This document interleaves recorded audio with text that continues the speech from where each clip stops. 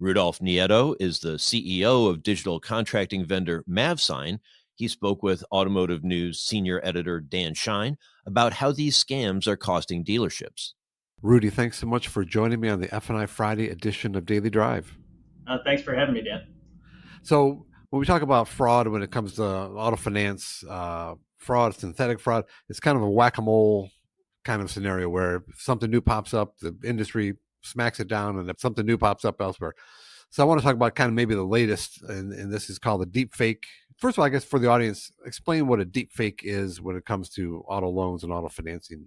Well, in a nutshell, a deepfake would be in its current use. I'll just dial back real quick. If everybody recalls the term revenge porn that came out in the late 2010 era before COVID, and people had learned how to use technology to put somebody's face on somebody else's body to shame them or make a statement or something like that. That was one of the early use cases for that kind of technology. So it all started with the advent of generative adversarial networks, probably in the early 2010, 2014, I believe. And then they figured out how to use additional technology, technical term called a variable operational encoder.